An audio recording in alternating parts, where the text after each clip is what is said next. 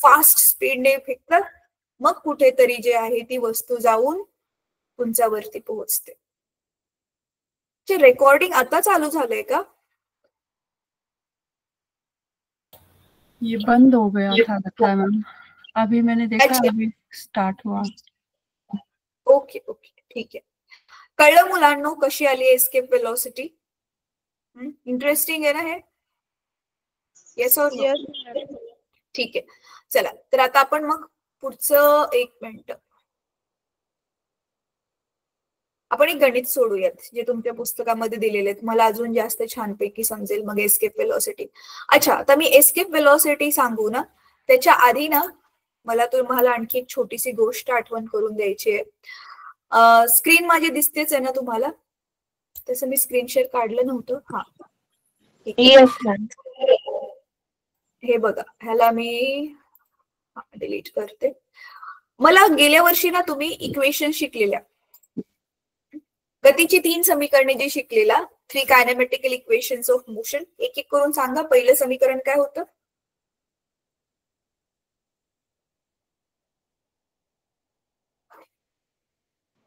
गतिविधीची हा सांग.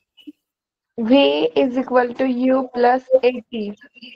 हा करेक्ट. सेकंड काय होतं?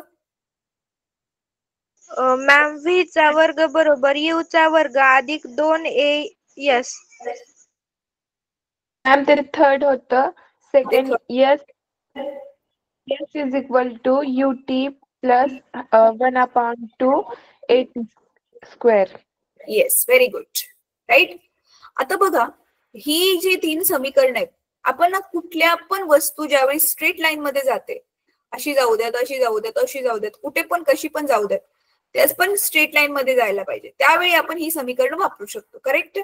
पण आता ना ज्यावेळी आपण गुरुत्वाकर्षणाबद्दल बोलतोय तर गुरुत्वाकर्षण बल वस्तूवर कधी काम करते? ती वस्तू वर जात असताना किंवा खाली येत असताना, दोनच केसेसमध्ये गुरुत्वाकर्षण बल त्या वस्तूवर काम करते. वस्तू जर पृथ्वीवरच अशी आडवी जात असेल ना मुलांनो, तर गुरुत्वाकर्षण बल त्याच्यावरती म्हणजे तिच्या मोशनवर काय फरक नाही पडत, त्याने त्या वस्तूच्या गतीवर त्या गुरुत्वाकर्षण बलाने काय फरक नाही पडत. हा वस्तूच्या गतीवर कधी फरक पडतोय? ज्यावेळी ती वर चालली नाही तर खाली चालली. सिंपल आहे बघा, वर चालली असेल, उलट दिशेने चालली आहे, तर पृथ्वी त्या वस्तूची गती कमी कमी करते. राईट. खाली येत असेल तर पृथ्वी त्या वस्तूची गती वाढवते, कारण ती त्या वस्तूला स्वतःकडे खेचते. म्हणून मग इथे आता पृथ्वीचं जे त्वरण त्या वस्तूवर काम करते, तर ते आपलं जे ऍक्सेलरेशन आहे ते आता आपण ह्याला इथे काय घेणार आहे? गुरुत्वीय त्वरण घेणार आहे. ऍक्सेलरेशन ड्यू टू ग्रॅव्हिटी घेणार आहे. वस्तू वर जात असताना तीच जी ची व्हॅल्यू आपण वजा घेणार, -9.8. वाय? अपोजिट, विरुद्ध, अर्थच्या बलाच्या विरुद्ध दिशेने चालले म्हणून. तर वर जाताना -9.8 मीटर स्क्वेअर घेणार आणि खाली येताना +9.8 मीटर पर सेकंड स्क्वेअर घेणार. ठीक आहे. तर इथे आपण ह्याच 3 इक्वेशन मध्ये एकतर ए ला रिप्लेस करणार आहे जी ने, ए च्या ऐवजी जी घेणार. आणि ज्यावेळी वस्तू वर खाली जाते त्यावेळी आपण वस्तूचं अंतर नाही म्हणत, आपण त्याला काय म्हणतो? उंची म्हणतो. म्हणून आपण एस च्या ऐवजी काय लिहिणार इथे? एच. मग ह्याच इक्वेशन ज्यावेळी गुरुत्वाकर्षण बल असेल त्यावेळी आपण मग नवीन पद्धतीने हीच समीकरणं लिहितो. मग पहिलं समीकरण काय बनेल? V is equal to U plus GT. दुसरं समीकरण काय बनेल? H is equal to UT plus half GT square. आणि तिसरे समीकरण काय बनेल? V square is equal to U square plus 2GH. Easy, सोपं आहे. ठीक आहे. फक्त काय केलं? ए च्या ऐवजी जी लिहिलं आणि एस च्या ऐवजी काय लिहिलं आपण? एच लिहिलं. ठीक आहे. तर चला आता आपण काय करूया, तुमच्या पुस्तकामधलं एक गणित सोडवून दाखवलेलंच आहे ऑलरेडी, तरी पण मी परत एकदा तुम्हाला एक्सप्लेन करते जेणेकरून तुम्हाला ते अजून व्यवस्थित समजेल.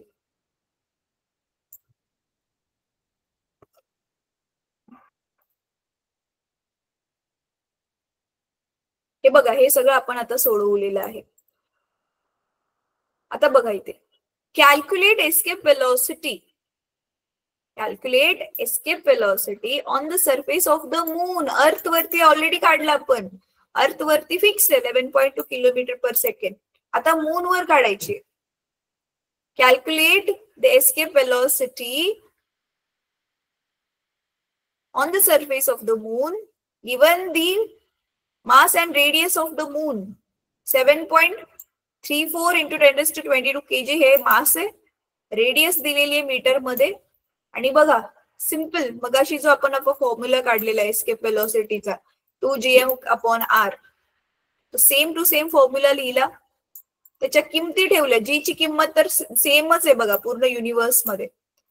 M mass of the moon हे जे दिलेलं होतं 7.34 into 10⁻22 ते लिहिलं. खाली रेडियस जे आहे ती मूनची किती रेडियस आहे ती लिहिली. आणि हे सगळे जे कॅल्क्युलेशन्स करून मग ह्यांनी काय केलेले बघा, मून साठी खूप कमी पाहिजे. कुठे इथे अर्थ वरती वस्तूवर उंचावर फेकायचे असेल, अर्थच्या ग्रॅव्हिटेशनच्या बाहेर घालवायचे असेल तर 11.2 किलोमीटर पर सेकंड पाहिजे. आणि इथे फक्त 2.37 किलोमीटर पर सेकंड पाहिजे. ठीक आहे, इझी इझी होतं हे. फक्त फॉर्म्युला लिहिलाय, किमती ठेवल्यात. असं सेम टू सेम तुम्ही दुसऱ्या प्लॅनेटचं पण काढू शकता. ज्युपिटरचं काढू शकता स्वतःहून, परत मार्सचं काढू शकता, सॅटर्नचं काढू शकता. फक्त त्यांची मास पाहिजे त्या प्लॅनेटचं आणि रेडियस पाहिजे. ते तुम्हाला इंटरनेटवरनं पण मिळेल. प्रत्येक प्लॅनेटचं मास किती आहे, वस्तुमान किती आहे, रेडियस किती आहे, त्याची रेडियस त्रिज्या किती आहे. ठीक आहे, चला तर इथे आपला हा मग चॅप्टर संपलेला आहे. या सगळे टॉपिक झालेले आहेत. एक्सरसाइज मधले काही क्वेश्चन्स आपण बघूया आणि नंतर मग क्लास संपवू आजचा. बघा हा वाला पहिला. आता ह्याच्यामध्ये आता मला तुमची हेल्प पाहिजे. चला पहिला क्वेश्चन पटकन बघा आणि मला सांगा कशाला आपण काय मॅच करायचं.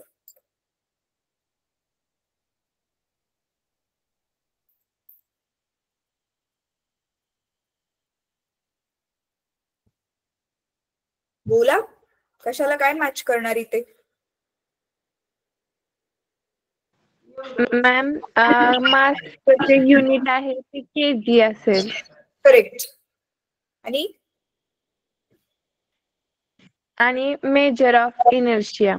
येस, इनर्शिया गेल्या वर्षी आपण बघितलेलं आठवतंय मोशन चॅप्टर मध्ये. Inertia of rest, inertia of direction, inertia of motion. Inertia म्हणजे काय? जडत्व. जडत्वच म्हणजेच काय, काय असतं ते, वस्तू काय करते, कुठला पण तिच्या स्थितीमधला बदल नकोय तिला, तो तशीच जशी स्थिती तशीच ठेवण्याचा प्रयत्न करते. Tendency of an object to remain in the same state, त्याला आपण म्हणतो inertia. Right, very good. Weight साठी आता काय येणार? वेटचं जे युनिट आहे ते न्यूटन असेल. अच्छा एक मिनिट हा बेटा, मी ना हे माझ्याकडे दुसऱ्या स्क्रीनवर घेते म्हणजे मला मार्किंग पण करता येते.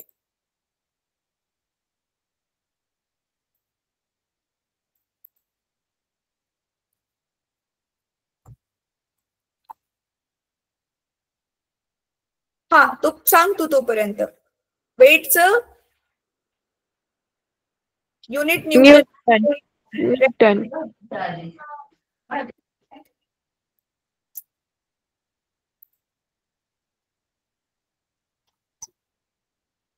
पुढे तिसरा कॉलम. Depends on height. हा ओके, एक सेकंड. ठीक आहे, माझ्याकडे ना मी घेतल्या आता हे दुसऱ्या स्क्रीनवर म्हणजे मी मॅच करते. थांब. बाकीचे स्टुडंट्स पण सांगू शकतात. मला फक्त एकाच स्टुडंटचा आवाज येतोय, बाकीचे कोण का नाही बोलत आहे? विवेक अनम्यूट करून बोल बेटा, फक्त हँड रेज केलंयस तू. ठीक आहे, दिसते आता दुसरी स्क्रीन. मी टेबल माझ्या इथे व्हाईट बोर्ड वरती घेतला म्हणजे मला मॅच करू शकते आता मी. चला तर आता काय केलं आपण, आधी आपण मासला मॅच केले. राईट, मासचं केजी आणि मेजर ऑफ इनर्शिया सरळ सरळ हे होतं. ठीक आहे, आता वेटचं इथे न्यूटन आणि न्यूटनसाठी तिसरा कॉलम काय सांगितलंस तू?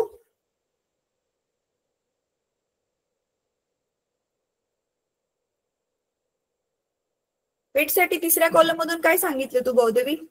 Depends on height. अच्छा, डिपेंड्स ऑन हाईट. ठीक आहे, करेक्ट. परत acceleration due to gravity metre per second square. Correct, त्याचं युनिट. आणि ती कशावर डिपेंड असते? Ma'am 0 at centre. हा, करेक्ट. हे आणि तिसऱ्या कॉलमला शफल करायचे विसरलेत वाटतं. खेर. ग्रॅव्हिटेशनल कॉन्स्टंट, त्याचं युनिट आहे newton, metre square per KG square, आणि पूर्ण युनिव्हर्स मध्ये तो सेम असतो. ठीक आहे, चला. म्हणजे तिसरा कॉलम तर सरळ सरळ त्याच्या समोरच दिलेले आहेत करेक्ट व्हॅल्यूज. व्हेरी गुड, सही आहे. चला आता पुढचा क्वेश्चन नंबर 2 बघूयात.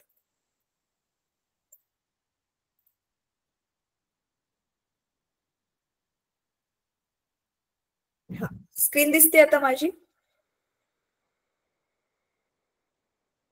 येस मॅम, दिसते. क्वेश्चन नंबर 2 बघा. What is the difference between mass and weight of an object? हे आताच कालच्याच म्हणजे लास्ट वीक मध्ये बघितलेलं, तुम्हाला होमवर्क पण दिलेला. Will the mass and weight of an object on the earth be same as that values on Mars and why? अच्छा, ह्या प्रश्नाचा आन्सर मला थांबा. कोणा मी हँड रेज करा ज्यांना आन्सर द्यायचे. मी विचारते तुम्हाला नाव घेऊन. मॅम दुसऱ्या प्रश्नाचं ना? हा, दुसऱ्या प्रश्नाचं. प्रश्न क्रमांक 2 मधला पहिला क्वेश्चन. हा सांग मोक्षदा. मॅम मी मराठी मधून सांगते. हो सांग. वस्तुमान म्हणजे कोणत्याही वस्तूमध्ये असणाऱ्या द्रव्य संचयांचे मापन होय. वजन एखाद्या वस्तूला ज्या बलाने आकर्षित करते त्या बलाला वजन असे म्हणतात. वस्तुमानाचे SI एकक किलोग्रॅम आणि वजनाचे SI एकक न्यूटन.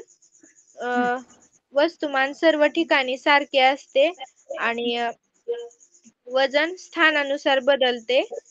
आणि वस्तुमान ही अदिश राशी आहे आणि वजन ही सदिश राशी आहे. ठीक आहे, हा फरक झाला. नेक्स्ट क्वेश्चन त्याच्यामध्ये जो विचारलाय की हे वजन आणि वस्तुमान मार्स वरती पण, मार्स म्हणजे मंगळ ना, मंगळावरती पण सेमच असेल का? त्याचं उत्तर सांग. जेवढं पृथ्वीवर आहे तेवढंच मंगळावर पण असेल का? वजन बदलेल. हा, वस्तुमान समान असेल आणि वजन बदलेल. बरोबर. का बदलेल ते पण विचारले भाय. तर त्याच्यासाठी हे लिहायचं की वस्तुमान जे आहे ते कशावरच डिपेंड बदलते. वस्तुमान कशावर डिपेंड नाहीये. वस्तुमान हा द्रव्याच्या संचयाचं ते माप आहे. पण वजन जे आहे ते गुरुत्वाकर्षण बलावर डिपेंड आहे. तर पृथ्वीचं गुरुत्वाकर्षण बल वेगळं आहे, मंगळाचं गुरुत्वाकर्षण बल वेगळं आहे, म्हणून त्याची किंमत बदलेल. ठीक आहे, चला पुढचा प्रश्न. What are free fall? Free fall म्हणजे मुक्त पतन, acceleration due to gravity, escape velocity आणि सेंट्रिपिटल फोर्स. यांच्या फक्त डेफिनेशन्स म्हणजे व्याख्या लिहायच्यात. हे आपण ऑलरेडी बघितलंय. फ्री फॉल मुक्त पतन, ऍक्सेलरेशन ड्यू टू ग्रॅव्हिटी म्हणजे पृथ्वीचे गुरुत्वीय त्वरण, एस्केप वेलॉसिटी म्हणजे हाच मुक्ती वेग, सेंट्रिपिटल फोर्स म्हणजे अभिकेंद्री बल. राईट, हे सगळं आपण बघितलेलं आहे. ह्यांच्या फक्त व्याख्या लिहायच्यात पुस्तकामधून जसंच्या तसं. हे हा तर होमवर्क क्लास मी दिलेला क्वेश्चन. राईट, केपलरचे 3 नियम लिहा. आणि ह्याच्यामध्ये जो पुढचा पार्ट विचारलाय ना, how did they help Newton to arrive at inverse square law? म्हणजे केपलरच्या नियमांनी न्यूटनला मदत कशी केली त्याचे नियम बनवण्यासाठी. तर त्याच्यासाठी तुम्हाला काय करावं लागेल ना मुलांनो, स्वतःहून वाचायचा आहे हा वाला टॉपिक. बघा, कुठला वाचाल स्वतः शोधून वाचून तुम्ही घेऊ शकता उत्तर. इझी आहे. हे बघा, हे आपण केपलरचे नियम बघितलेले ना.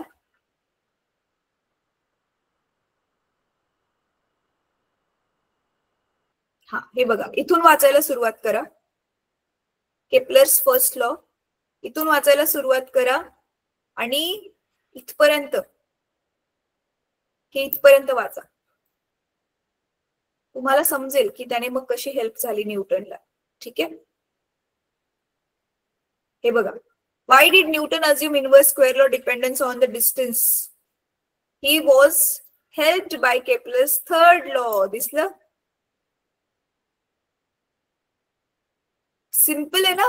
हे बघा, न्यूटनला पण खाली आर स्क्वेअर भेटले, डी स्क्वेअर किंवा आर स्क्वेअर भेटले, आणि केपलरला पण इथे आर स्क्वेअर भेटलेलं होतं. ते टी स्क्वेअर आणि आर क्यूबचं जे रिलेशन आहे, डिस्टन्सचा स्क्वेअरच आलाय ना इथे. अच्छा, नाही, क्यूब आलेला आहे इथे, पण इथे क्यूब आहे ते त्याला हेल्प झाले असं सांगितले ह्याच्यामध्ये. हे बघा, he was help by Kepler's third law in this as shown below. खाली दाखवल्याप्रमाणे हेल्प मिळाली. कसं? हे आलेलं आपल्या इथे. म्हणजे केपलरने जे सांगितलेलं होतं ना मुलांनो, अभिकेंद्री बल हे mv स्क्वेअर भागिले आर, ह्यालाच अजून सोडवून की हे नक्की कशावर डिपेंड आहे अभिकेंद्री बल, तर ते मापाच्या वर्गावर डिपेंड आहे. तर हे टाली झालं, म्हणून त्याला हेल्प भेटली केपलरच्या लॉची. तर हे तुम्ही असं सिमिलर क्वेश्चन एक्झाम मध्ये नाही येत, पण तुम्ही हे लिहून काढा आता दिलेलं जे आहे ते एक्सरसाइज मध्ये. सॉरी, परत पुढचं झालं. आता आपण फक्त एका मिनिटात क्लास संपवणार आहे. ठीक आहे, जाऊ नका. हा, त्याच्यानंतर ना मुलांनो, हा जो नेक्स्ट क्वेश्चन्स आहेत ना, हे मी स्वतः सोडून दाखवणार आहे. हे बघा, हे 3 डिस्कस केले आपण, हे सरळ सरळ स्ट्रेट आन्सर्स आहेत. हा चौथा आणि पाचवा मी स्वतः सोडवून दाखवणार आहे, डी आणि ई. आणि ना बाकी हे झालेले आपलं explain why value of G is 0 at the centre of the earth, हे मी तुम्हाला ऑलरेडी एक्सप्लेन केले. हा तुम्ही स्वतः करायचंय. बाकी हा चौथा पण मी सोडून दाखवणार आहे. आणि 5व्या मधले तुम्ही ट्राय करा. ए पासून जी पर्यंतचे जे आहेत ना सगळी गणित आहेत की तुम्हाला यायला पाहिजे, ती ट्राय करा तुम्ही 5व्या मधली. आणि जे येत नाही ते मला विचारा, तेच मी सोडवेन. कळतंय? परत एकदा सांगते, हे इथला डी आणि ई मी स्वतः सोडवणार आहे. क्वेश्चन नंबर 4 पण मी तुम्हाला स्वतः सोडवून दाखवणार आहे. म्हणजे 3 तर मी सोडवून दाखवणार आहे, आणि क्वेश्चन नंबर 5 मधले तेच सोडवून दाखवेल जे तुम्हाला येत नाहीये. ठीक आहे, चला. तर मग नेक्स्ट क्लास भेटूयात. होमवर्क टाका ग्रुपमध्ये. मी ग्रुप बघणार आहे. होमवर्क प्लीज ग्रुपमध्ये टाका. ठीक आहे मॅम, तुम्ही होमवर्क बघितल्यावर काय तर हे करत जावा ना, म्हणजे आम्हाला कळावं तुम्ही बघितलाय म्हणून. बरं, ठीक आहे बेटा, मी रिॲक्शन्स देईन. ठीक आहे, येस मॅम. ओके, चालेल. ठीक आहे.